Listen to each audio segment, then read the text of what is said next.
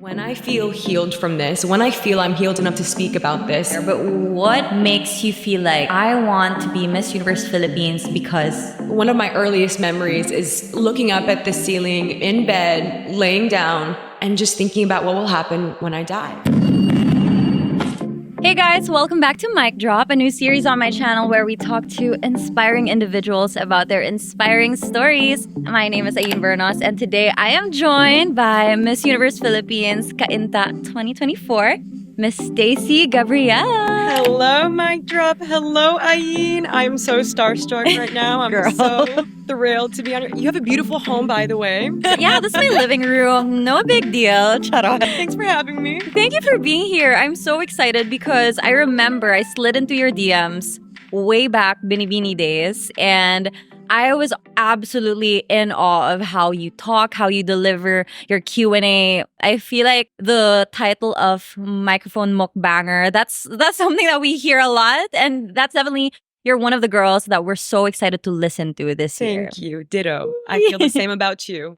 It means a lot coming from you. Thank you. So tell me about Miss Universe Philippines, because I was not surprised actually when you announced it, because parang may paramdam ka na before eh. You were like commenting here and there. Yes. So I was like, what was the thought process for you going back to pageantry and going for Miss Universe? Miss Universe has always been a childhood dream. You know, as you can imagine, I'm sure it's the same for you. And I was incredibly grateful for dipping my toes into the pageant scene with Binibining Pilipinas. But I knew that very night on Coronation night that I wasn't done, that I was not finished, and God was not finished. And I knew that very night that I would join Miss Universe Philippines as soon as I could. Obviously, I was very committed to fulfilling my duties as second runner-up. I had a great year as an Araneta City ambassador and a title holder and spokesperson. But I knew in my heart, when the time is ripe, I will join and I will shoot for the universe. What told you that 2024 was the right time to do it? That's a very good question. There are familial reasons, personal reasons. My family has long-term goals that I want to be a part of, and I want to be able to contribute and provide for them. But at the same time, I feel in my heart of hearts that I've got everything within me that I need to succeed. I didn't feel this during Binibini. I was more tentative. I was feeling my way, nangangapa ako, but this year, I just feel so much more womanly and so much more sure of who I am. I think that's the benefit of life experience. I feel in the last 2 years, I've gained even more wealth of experience, and the benefit of hindsight too, having joined a pageant and knowing exactly what you want and what you will tolerate and what you won't stand for. That really allowed me to discover so much more of myself. So I feel really optimistic about this year.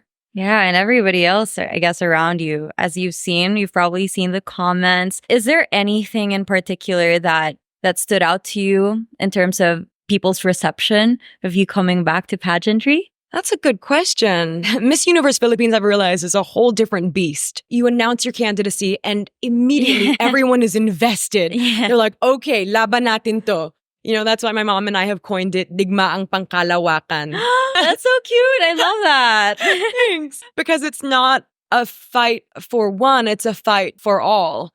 And whoever wants to be in my corner is welcome to join our fight. And ilalaban ko talaga sila ng malala because they have put their faith in me, and I don't take that lightly. It's not lost on me how invested and emotional people get about my journey in the Miss Universe Philippines competition. That really stuck out to me, just how passionate and fervent people have been. And, you know, at the end of the day, Miss Universe Philippines, it's so deeply ingrained in our culture. Such a big part of being Filipino. So, yeah, it is a different beast. It's crazy, but I feel like you're ready to take it on. What was your why? I mean, of course, the crown is there, families there, support systems there, but what makes you feel like I want to be Miss Universe Philippines because blank? Is there a deeper something there? I'm definitely attracted to how much further I can take my causes with the crown. Of course, even without the crown, we can all do good in our corner of the universe. And that's the life I've tried to embody. However, my grandmother, she was a pioneer in women's prison ministry. So she instilled in me from a young age, whoever is an outcast in society, you reach out to them because they need love the most. So I grew up with the principle of charity and compassion ingrained in me. And that followed me throughout my life. When I was diagnosed with anxiety and OCD, I knew, okay, when I feel healed from this, when I feel I'm healed enough to speak about this, I will speak about this and be vulnerable and be strong in my vulnerability. Because that's what my grandmother instilled in me, is no one is an island. No one is meant to do life alone. So if I can impact even one soul with my mental health story, then sharing it and being vulnerable and raw will have been worth it. Going back to the prison ministry, I've been coming to the Correctional Institute for Women, not very far from here actually, since I was 14 years old. So my family, we have taken under our wing 700 Lola inmates. Wow. Most of them, mga walang dalaw, walang bisita. So when my grandmother was alive, si Lola lang yung bisita nila. So you can imagine how much it meant to them to have her presence and to have her love, her generosity of spirit. Miss Universe has such an expansive reach and a powerful platform. If I could bring more hearts to this cause and inspire people to realize that no one is beyond redemption. These people are incarcerated. They did their crime and they're doing their time. And it doesn't mean that they should be alienated or ostracized forever. We all are deserving of a second chance. And that's what's so attractive to me about the Miss Universe Philippines crown is, of course, my mental health advocacy, my prison ministry, my family's prison ministry, rather. I mean, I've got so much more passions I'm sure we'll discuss, but last year I founded a sustainable swimwear line, and that as well is so special to me and such a childhood dream, just to be able to be a champion for the climate in my own little way and to give back to the community. This crown can allow me to soar even higher. You know, if the Lord wills it to me, then I am committed to doing as much as I can to add jewels to that crown so that the next woman can go even further with it. Absolutely believe what pageantry can do. And it's so amazing to see how so many different candidates bring so many different stories to light. And Absolutely. I'm so excited that you're talking about this. You did speak about your mental health advocacy, and that's something that I really wanted to touch on because you're more than just strong, you're refined. You're super refined. Strong and refined. Yeah. I love that. And the thing is, people don't really associate anxiety, OCD, mental health issues with strong people. You know, it has a different look, especially with the general public. And I've had my own experiences with anxiety and depression, and I understand how it can be. So what was the beginning of this? How were you introduced to the concept of mental illness? Mental illnesses, yeah. Right. I was always an anxious kid. I remember being, one of my earliest memories is looking up at the ceiling in bed, laying down, and just thinking about what will happen when I die. As a 5-year-old, no one taught me to do that. I was just a really anxious child, and I thought that was normal. And I would get anxiety attacks whenever my mom or my grandma would leave the house. And I always needed reassurance. And I didn't know. I didn't have the faculty. I didn't have the vocabulary. And neither did my parents, actually.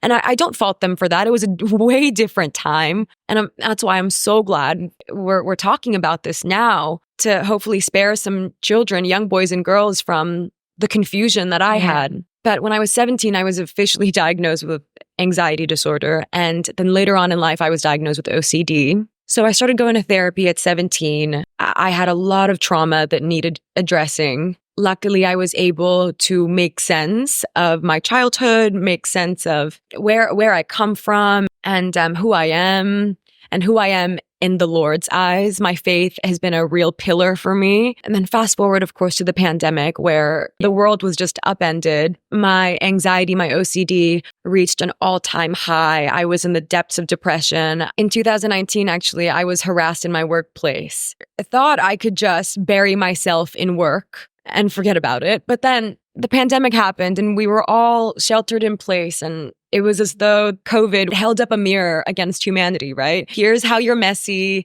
Here's how you're broken. And I really had to sit in my pain and sit in my trauma. And that forced me to take a long, hard look at myself in the mirror and just begin to heal in the ugliest way possible. But I had to do it. And I went to therapy and I started taking medication and I started meditating and being more mindful. So that really kicked off a more intentional and more conscious lifestyle that I'm still very much on. I'm still very much on that journey. And I just hope to invite more people to practice with me because mindfulness is what the world needs more of. And I love how you touched up on medication because a lot of people have this negative impression of it, but sometimes there are instances where you've done everything. You've done all the mindful work, intentional work, meditation, exercise, and still walking in the sunshine. Yes, I tried everything. And still I felt unsteady. I felt so shaky. I would cry for no reason. I would ask God, please,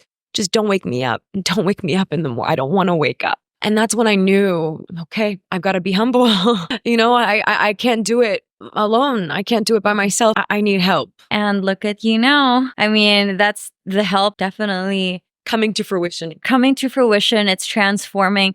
And accepting help is not a sign of weakness. I've learned it's something that demonstrates how well things could be if you just accept it from others too. Absolutely. And seeking help is hopeful. It is. It means you are betting on yourself and you believe in your unlimited potential. You know there is something more, something greater. And I always say, if it's not good, God's not done. So if you're seeking help, you hold on to faith and you hold on to hope that God's not done writing your story. That's such a good way to put it. So now that you're back in pageantry with Miss Universe, one of the biggest challenges of being a beauty queen is dealing with the pressure, the criticism. How are you dealing with that now? I don't read comments. That's so good. Yes. I have abstained from comments. I only read the ones on my page because I have certain filters that I have put on my own page. And my page has always been all about love. So if anyone ever tries to hate, then we are using the power of the block. That's true. You have to set boundaries. You do. You absolutely do. And so my mom is very sweet. She reads the comments for me. And if there's one that's particularly sweet or helpful or constructive, then she'll relay it to me. And everything I take with a pinch of salt. And I know myself better than anybody. So if there's a criticism, then I'm open to it and I will consider it. I feel like for a lot of beauty queens, especially for those first timers, that's not something that we anticipate because we just think, okay, I'm competing. It's going to be awesome. But yeah, the mental aspect of it is probably the most difficult part because you can train all you want with your pasarela and your Q&A, etc. But if mentally you're not strong up here, it can really get to you. Everything will falter if you're not strong up here. So how are your preparations now? Speaking of getting ready for the coronation. Wow. Well, of course, pasarela is very much in full swing. I'm training with Ian. I'm training with Kaliha for Q&A. I love Callie. I love Callie. She's so good. She is one of us. She's a girly. A mukbanger. Yes, she really is. And she trained me for Bini Bini and we had such great rapport. And she's more than a coach at this point. She's a sister. And of course, I'm training with Jel Erpido for he's my personal trainer. We strength train together. Lots of fittings, of course. We really want to get the evening gown correct. This time around, I learned a lot from Bini Bini. I couldn't practice in my gown. I didn't get to walk in my gown. You didn't? It was also last minute. Yeah. So same. Right. I mean, first timers were like, it's gonna be good. Yeah. I didn't know you had to rehearse for your gown. You rehearsed your gown? Me too. Apparently, seasoned pageanteras, they rehearse 2 weeks ahead of coronation night. And that's what we're doing this year. I reached out to my gown designer in December. So, we've got a good chunk of time. So I'm very excited because this time around, I feel like I know my style better. And I know my colors better. So it's quite exciting to delve into the fashion. Oh my gosh. Yeah. And the thing is with pageantry, especially Miss Universe Philippines, people are watching what you wear, every single event. Right. You know what shocked me the most? When I would see our outfit photos put side by side. And I was like, oh my God, you are not. That is stressful. You're not comparing me to that. Right. That is so stressful. That's so stressful. There was even a time I stopped going to breakfast because I was so scared of getting my photos taken. So I understand. Preparation is key. Oh my goodness. My heart goes out to you. Oh my goodness. But you guys aren't going to be in a bubble, of course, because not yet. Eventually. Eventually, yes. Eventually. Closer to coronation and prelims and all of that. Yeah. Yes, but right now we all get to go home, which is nice. Yeah, rest muna, the calm before the storm. Yes. So if you could summarize your Stacey Gabriel of this season's Miss Universe, is there a word that you can use? Wow. Like, do you have a theme or a word that would describe your run this year? Well, my family always chooses a word or a phrase for the year so that we set our intention at the top of the year and we all strive towards that word and are guided by that word together. Our phrase, rather, for the year, Mom, if you don't mind sharing our family phrase, it's green light. Green light. Green light. And it's just a symbol of God is saying go. God is giving you permission to be your best self and live your best life and put your best foot forward. To me, the last 2 or 3 years, especially during the pandemic, it felt like we were on pause. It felt like we were on red, we were on orange. And this year, we're just going green. We're going full steam ahead, all gas, no brakes. Ibubuhos ko na ang lahat sa digmaang pangkalawakan because this is a once-in-a-lifetime opportunity. I'm treating it as such. I don't know when I'll get to do this again. It's such an incredible opportunity to have people in my corner believing in me, propelling me forward. So I am just led by the green light. Girl, I feel your fighting spirit. I'm getting chills.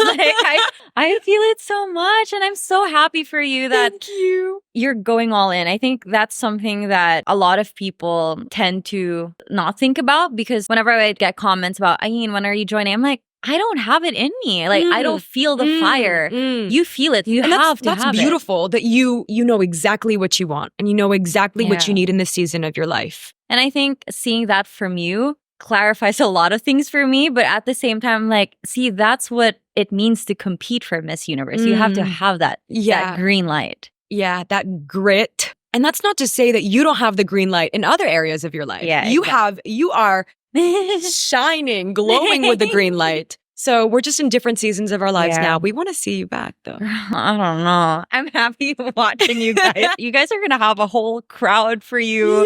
Oh, goodness. Didn't experience that. But I'm so excited. It's going to be a different beast, as you said. If you could talk to little Stacey, who is looking up at the ceiling, thinking about these things, and if she could see you now, what would you tell her? I feel like I'm on Drag Race. Yes. Like, you know, if you could talk to little Ryan. Exactly. If you could talk to little Stacey. I know. Oh my goodness. Little Stacey, you are a sensitive soul, and that means you're going to have a harder go at it. You're going to have a more challenging life, emotional life than some of your peers. And you're just going to have to embrace that sensitivity. Yes, it can be a stumbling block at times, but ultimately it is your superpower. Use that sensitivity for good. Use it to connect with people and to shine your compassion on people.